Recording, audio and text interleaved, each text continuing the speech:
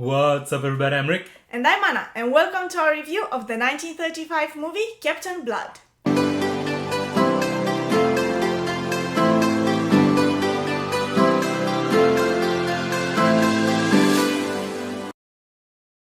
So, welcome back to our channel, to which if you haven't done it yet, I invite you to subscribe right now to have some fun with us. On this channel, which is dedicated to Rick and mine bucket list of 101 goals and dreams that we hope to accomplish in our lifetimes. And one of those goals for us is to watch every movie that was nominated for Best Picture at the Academy Awards from 1927 to 2028. That is 101 years of Best Picture nominations and their respective winners. And we are currently at the year 1935. So much fun this year so far, right? Is that so? To this day, we have watched 58 movies and reviewed them on this channel. And we have also discussed one movie that is unavailable to us At because UCLA. it's at UCLA and one lost movie. Yeah, still lost. Still lost. For those of you who don't know, the way these reviews go is that the first part is gonna be a spoiler-free discussion in which we will give our top-level appreciation, some commentary on the movie without spoiling the plot. And the second part will be a spoiler-filled discussion in which we will deep dive into certain scenes, certain elements of the movie while spoiling it for you. However, don't worry, if you don't want to get spoiled, we will warn you before we get to the spoiler-filled part.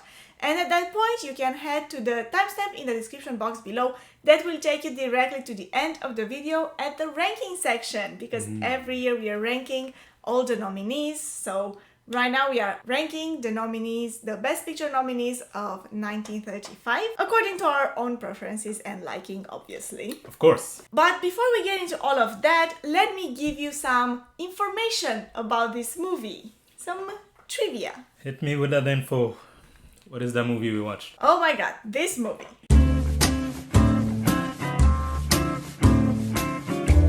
The 1935 movie Captain Blood is a Warner Bros. Picture and Cosmopolitan Pictures production. It's a swashbuckling film, pirate film. A what? A swashbuckling. Okay. And if you don't know what that is, because I didn't know either, it's a subgenre of the adventure type of films that includes specifically a lot of duels, swords fighting, or fighting in general scenes. So Pirate of the Caribbean is a swashbuckling film. Yes, I suppose it falls into that category. Movie came out on December 28, 1935. It is based on the 1922 novel with the same name by Raphael Sabatini, and it was directed by Michael Curtiz. The movie stars Errol Flynn as Peter Blood, Olivia de Havilland as Arabella Bishop, Lionel Atwill as Colonel Bishop, Basil Rathbone as Levasseur, and Ross Alexander as Jeremy Pitt. And I really only got the characters that appeared the most in the movie because this film has a long casting list, a lot of characters. The movie was a great success when it came out. It was nominated for 5 Academy Awards. Best Picture, or as it was known back then, Outstanding Production, which is why we have watched this movie and we are reviewing it right now. Best Director for Michael Curtiz. Best Writing Screenplay for Cassie Robinson. Best Sound Recording for Nathan Levinson. And Best Music Score for Leo F. Forbstein. It didn't win any of them, however, the movie was a big box office success. It made almost $1.5 million in profit. Oh. So huge numbers for those days. Time, yeah. However, it was a big gamble for Warner Brothers, as the movie, even though it had no already established known actor in the movie, costed over $1 million. I'm guessing for in terms of production, the sets and everything. Yes. This movie looks like it cost a lot. Yes. Some interesting information about the movie here. So as I said, it was a great success at the time. 3 years later, it was made into a radio play, adapted into a radio play. And in 1962, so many years later, a sequel named The Son of Captain Blood was also made. Son of Captain Blood. Yes.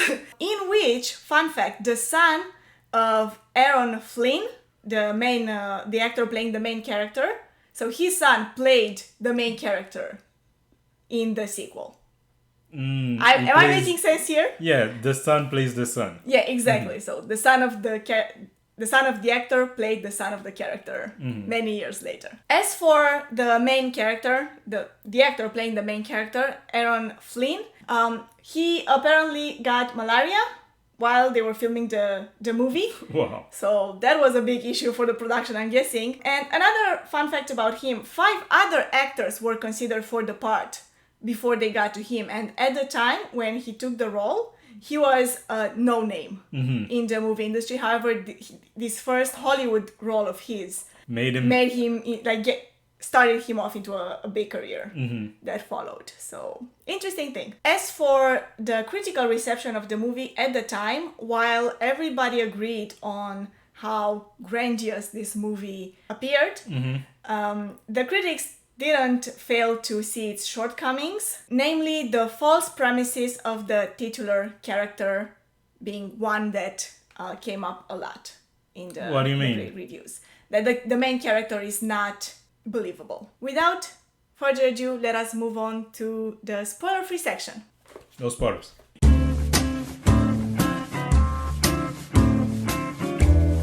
So, without spoilers, Rick, what did you think of this movie?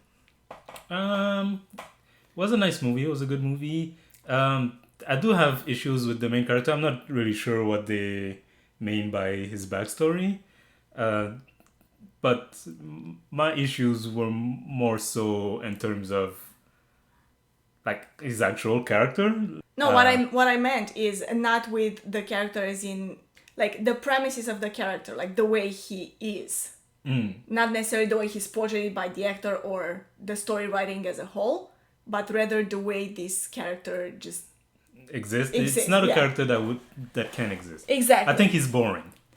You think he's boring? I think he's boring in the sense that he is too... he's too good to be true. Too good, exactly. I think he's romanticized a lot. A lot. A lot. You know, he has very few, if any, shortcomings. Yeah. Which is, some things that you look for into a character, not consciously. You don't look at your character thinking, oh, you should have some flaws. But like it makes you empathize more. Yeah, it makes him feel less realistic. Exactly. If a character has like very few to no flaws, there's no arc. Exactly. His arc, personal arc, yeah. Let's say, because he does have a arc as a character, like from where he begins to the end of the movie is totally different. But in terms of who he is, that never changes. Yeah, exactly. Because from the beginning, he is the perfect archetype of someone that is, nice and smart and good at fighting. He's good at everything, Oh yeah, right. And so exactly. That's the thing. He's good at everything. So that's what I mean when I say he's boring. You know? Like what he does is interesting. Him is boring. Does that make sense? Yeah, I see what you mean. I see what you mean totally. I wouldn't necessarily use the word boring myself. I think that the situations that he's put into make it interesting to follow him, like to watch him. But yeah, you're right. Like there's no human flaw in his character that makes it like spicy type of characters. He's romanticized. That's the word that I would use the most. Like so like that would be my takeout number 1 after watching the movie. Takeout number 2 would be this is a well put together movie. Like it's grandiose. I remember watching it and thinking, wow, how much money did they spend on this? Yeah, you got it. $1 million. Like scenes at sea, scenes on different location, islands. Like it all seems so like grandiose, especially for the time. Long fight scenes also. I was like, oh, impressive. And especially the battle scenes, I think. Yeah. They were really well made and with a lot of details. Yeah. I think more so than we've seen in other action movies like this so far. Story-wise, in my opinion, this movie tells a very like compelling story. Yeah, it's a nice story. It's a good story. Because we were talking that the character's personal arc isn't really there, but the story arc is there, and it's obvious and it's very interesting to watch. Actually, it's kind of takes you all over the place and it's intricate, And it keeps you guessing a little bit, and because the character is so perfect, I never really had any doubt that he would come out on top. But still, at some points, they do keep you guessing of how something might end. Yeah, exactly. Performance-wise, what did you think of the performances? I thought they were good. I especially liked the main female character. Her name escapes me, Bishop. Olivia de Havilland. Yeah, I thought she was really good. I thought the Bishop uncle was also really good as an antagonist. Someone that you root against. Yeah, in general, I thought everybody did a really good job. I thought that the characters, like the more prominent characters, were really well portrayed. Mm-hmm. But at the same time, I felt like the background characters were kind of bland, in my opinion. Yeah, some of them are very one-dimensional. Yeah. But I think when you have a movie with this many characters, Yeah, you it's can't hard. It's give a difficult. story arc and deep personality to everybody. Yeah, know? that is true. That is true. You have to be able to recognize, oh, this is the funny guy in the crew. This is the quickly an archetype of a character. That's true. Yeah. So we already talked a little bit about that, but like the way the movie looked is just impressive. The scenes and everything else, particularly the fighting scenes and the close-up fighting scenes. Mm-hmm. And I think you know what scene in particular I'm referring to. And I don't want to spoil it, obviously, but the more like focused fighting scenes are very interesting to watch in particular. Yeah, So. and I thought the big battles were also very nice. And I think that even more so for the big battles, rather for the war scenes like within an enclosed space, like within the city or something like this, I thought that they made great use of the decor in order to like show the action. Or not sure. Or not, yeah. Mm-hmm. To like let you guess what's happening. I thought that was really well done, in my opinion. Very smart. So I guess that's about it for our spoiler-free section. Is there anything else you would like to add? No, without getting into spoilers, I don't think I can go much deeper. But, I enjoyed the movie, like, regardless of the main character. I thought it was very fun to watch, and I would definitely recommend it. Yeah, I would recommend it too. I think it is a very interesting movie to watch. And also, I didn't really mention it before, but I guess it should be mentioned that it's one of the movies that popularized the genre. Mm-hmm. One of the first movies that popularized the genre. And yeah, I guess without movies like this, we wouldn't have had the Pirates of the Caribbean later on. But it's really impressive, to watch it, if only for, looking at the settings and some of those fight scenes and battle scenes, to think, at the time in 1935, with the means that they have, with no, a huge computerized special effect like we have today, they managed to do a pretty good job, I thought. Yeah, I thought so too. That is true. It's impressive. Yeah, there you have it. You have our recommendations. And for those of you who don't want to get spoiled, don't forget to go to the timestamp in the description box below and head directly to the ranking section of this video. For those of you who have watched the movie or don't mind getting spoiled, let us move on to the spoiler-filled section. Spoiler.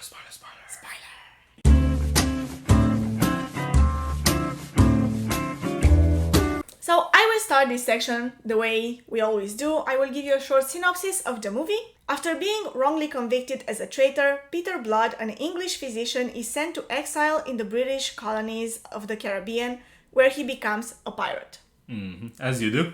Right, exactly.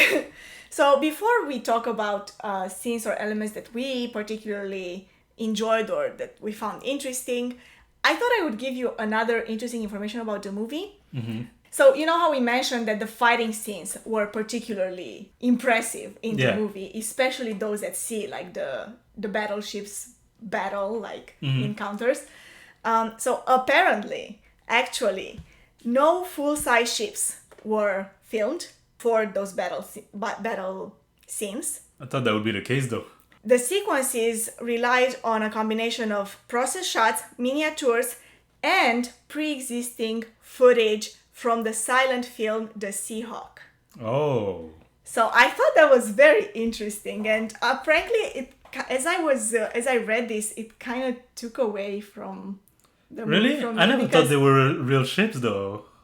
No, not that they were obviously, I don't think they were real ships either. But the fact that they reused footage from another movie. Oh, I haven't seen that movie, so I don't know how much they reused. But still, it's impressive that the silent movie could do that, Yeah, that's even before. like many years before. I thought though maybe that takes a little bit away from the movie because I would have liked for the scenes to be filmed for the movie specifically, you know. But on the contrary, I find it interesting that they were able to cut scenes in such a way that you'd never know. that you wouldn't know that it was another, like, those scenes were filmed for another movie, you know. That's smart. Like, yeah, that's impressive too. Where would you like to start this conversation? Well, earlier you made allusions to the character's background. Like, what exactly did you mean? I was like specifically thinking about how the character, you know, how you said he has no flaw, but like he is often seen as a bad character. Like the premises, you know, he's at the beginning he's accused to be a traitor. That's the premises of his storyline, right? Yeah.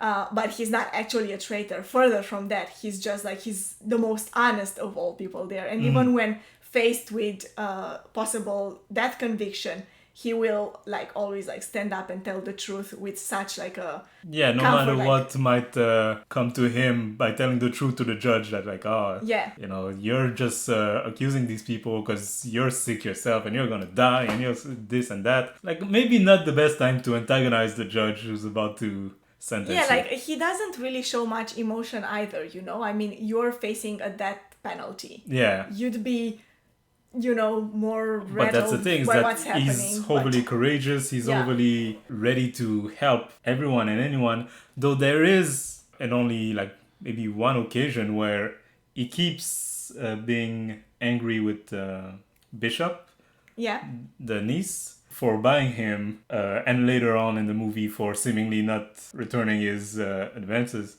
And that might be the only like character flaw that he has, is towards her. Because I suppose. Really, any person who logically realized that she bought him to help out wouldn't act in that manner. Exactly. Towards her, yeah. So maybe that's the only part where there is a flaw. But I saw his anger though being more so like, you think you are, like, she still thought herself above him and he felt it. Like, oh, you saved me, but then you put yourself in this position of power over me, you know? Yeah, but he does the same thing with her at the end, so... Yeah, that's true.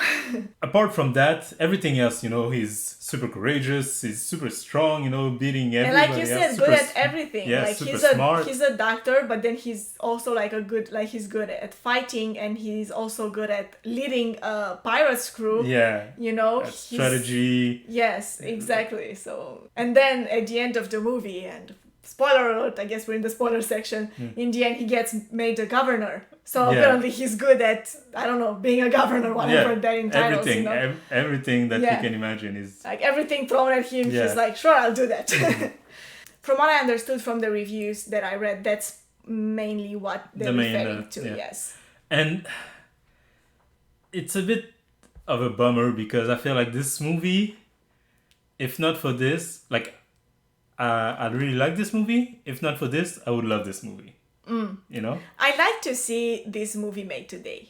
You know, considering how, like, characters, you know, interior conflicts are so much more important in movies today, and like so much more prominent. I would love to see a movie like this, you know, of an honest doctor thrown into this situation in which he ends up being like a pirate in the end, you know, and how does he deal with that, you know, the right versus wrong and all of that. In a movie today, I feel like it would be a great story. But the movie, you know, even when he is a pirate, tries to portray him as a perfect pirate. Even the way he looks, he's always clean. Like everyone on his crew, like everyone's always like clean and nice, and they respect the rules. Like they have a bunch of rules, like we don't do this and that.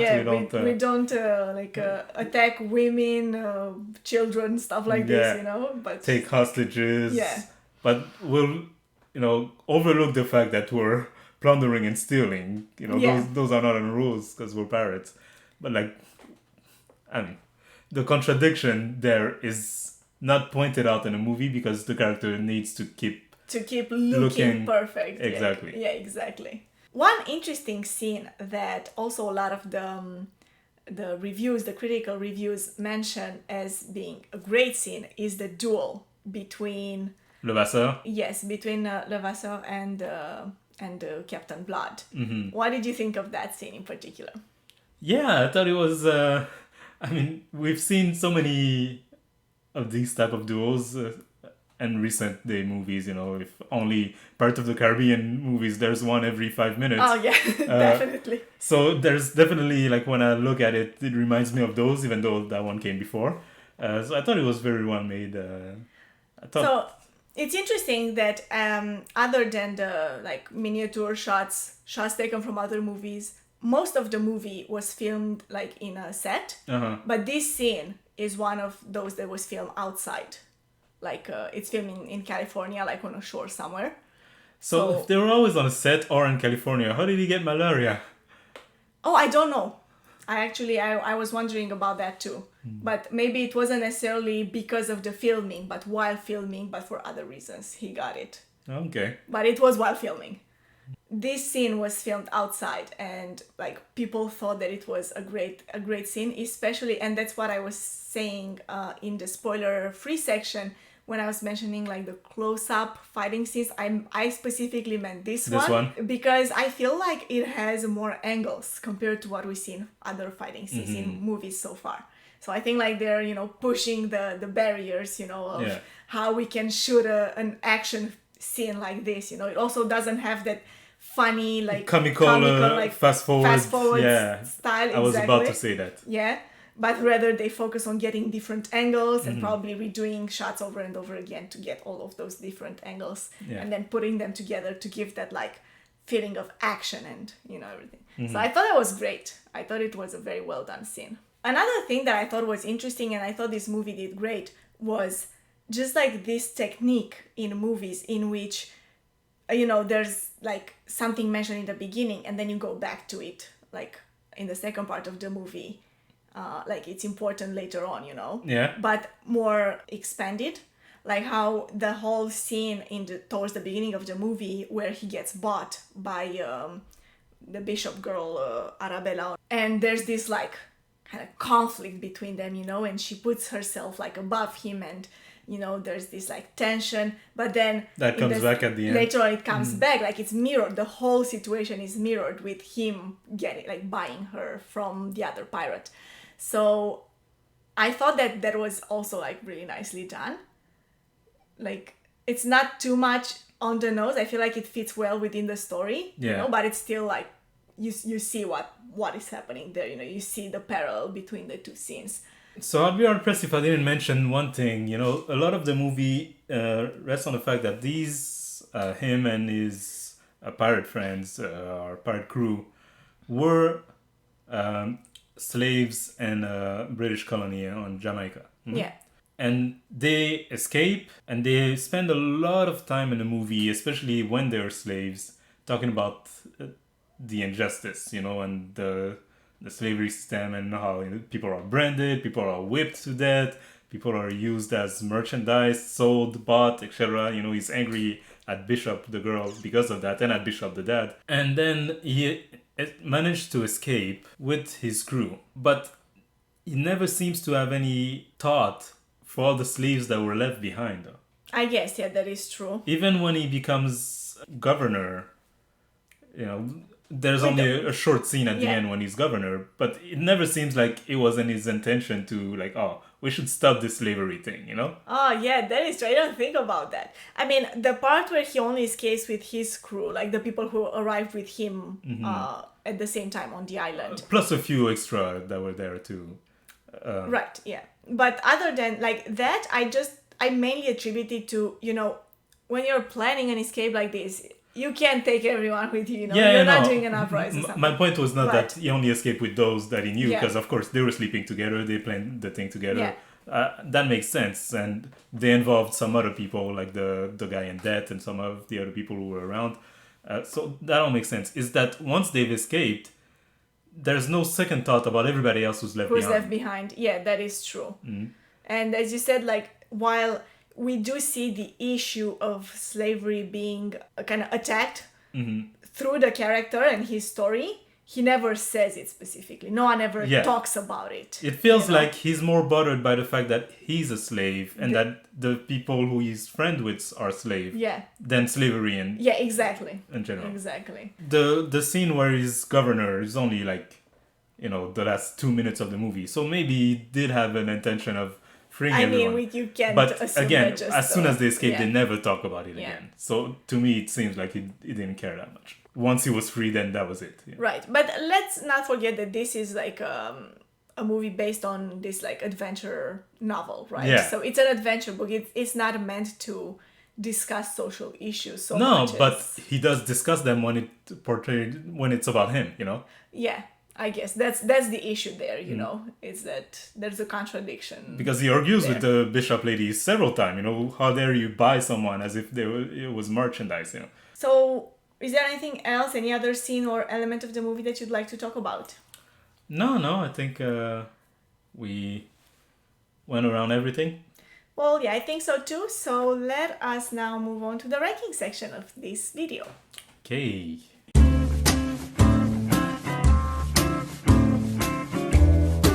I'm curious to know where you would put that. Are you? The ranking of the 1935 Academy Awards Best Picture nominees as of now is at number 2, Alice Adams, and at number 1, Ruggles of Red Gap. That's it. We've only watched 2 movies. This is the third one. And where would we put it? So I guess it's my turn now, so I'm gonna... Yeah, where would you Go. put this? I think I would put it at number 1. When thinking back on Ruggles, the current number 1, I feel like I enjoyed watching Ruggles more, but I'm more impressed with this movie. This movie Yeah. is more of an achievement. Yeah, I thought so too.